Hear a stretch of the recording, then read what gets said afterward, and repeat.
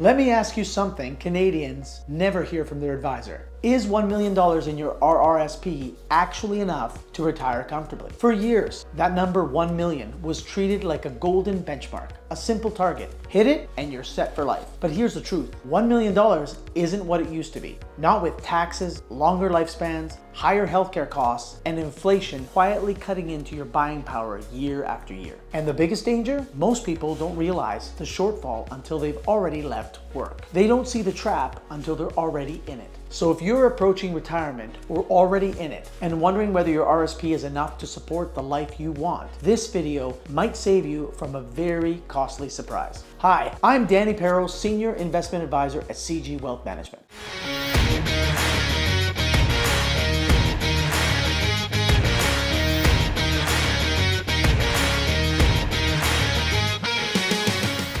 I work with Canadians who've done all the right things, saved consistently, invested wisely, and built up a solid nest egg. But when we sit down to run the numbers, many are shocked to discover how quickly that $1 million can shrink in retirement. In this video, I'm going to show you why that number alone doesn't tell the full story, and more importantly, what to do now to protect it. If you find this valuable, don't forget to like, comment, and subscribe for more expert financial content. We do read your comments and we answer right away. Number one, $1 million sounds like a lot, but it's tax deferred. Let's start with the big misconception. Your RSP isn't tax-free, it's tax deferred. That means every dollar you withdraw in retirement is taxed as income. So while $1 million might look impressive on paper, you won't keep all of it. For example, if you're drawing $60,000 per year from your RSP and receiving CPP and OAS on top of that, you could easily be in the 20 to 30% tax bracket combined, depending on which province you're in. That turns your $1 million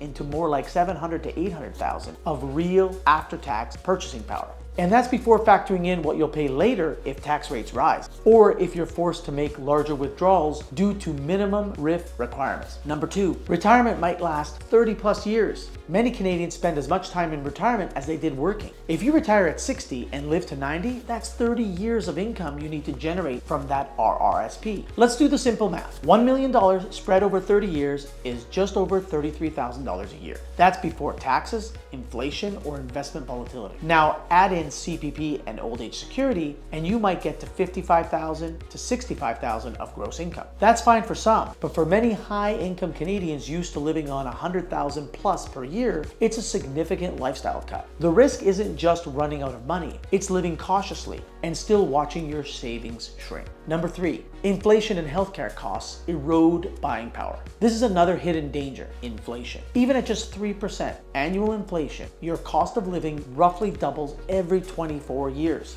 So what feels like a safe income at age 60 could leave you struggling at age 85, especially if healthcare needs increase. Let's say you plan on living on $60,000 per year from all sources. By your late 80s, that same $60,000 will have the buying power of about $30,000 in today's dollars. Now factor in rising healthcare premiums, dental care, prescription drugs, or long-term care, and it becomes clear. You can't plan your retirement based on today's costs alone. You need to account for rising expenses over time. Number four, sequence of returns risk can sink your plan, even if your portfolio averages 5 to 6%. The order of those returns matter, especially in the early years. This is what's known as sequence of returns risk. Here's a quick example. Two retirees start with $1 million and withdraw $50,000 a year. One experiences strong returns early, then weaker ones later. The other sees market losses early, then recovery later. Despite identical averages, the second retiree could run out of money years earlier. Why? Because selling investments after a market drop locks in the losses, especially when withdrawals are happening at the same time. That's why smart planning involves segmented income strategies, not just lump sum investing.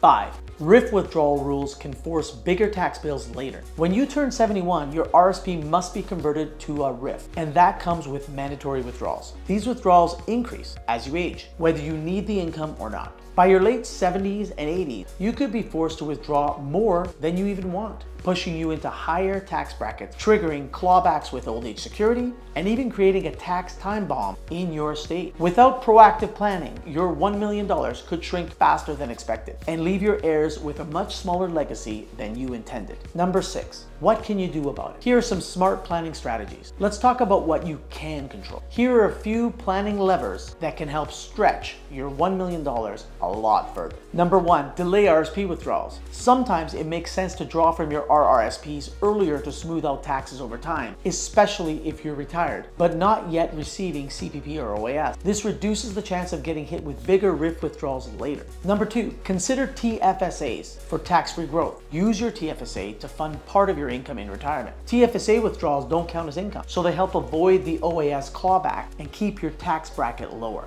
Number 3, layer in non-registered income. Capital gains from a taxable account are often taxed more favorably than RRSP income. A diversified income mix can lower your overall tax bill. Number 4, optimize CPP and OAS timing. You can delay CPP and OAS to age 70, which increases your guaranteed income and reduces pressure on your RSPs. Plan with your spouse. If you're married, strategies like income splitting or equalizing RSP balances can reduce your household tax burden. Number 6, build a withdrawal strategy, not just a portfolio. Investing is only one piece. The other is knowing how and when to withdraw income in a way that preserves capital, minimizes taxes, and provides peace of mind. This is where personalized retirement income planning makes a huge difference. So is $1 million in your RSP enough to retire? The truth is, it depends far more on your strategy than the number itself. If you're spending $40,000 a year and have no debt, that might be plenty. But if you're used to living on a six-figure income and want to travel, help your kids financially, or protect against rising healthcare costs, you need a plan that goes beyond just saving. Because here's the risk no one talks about. You retire thinking you're set. You only realize a decade later that you've been spending down your savings faster than you expected.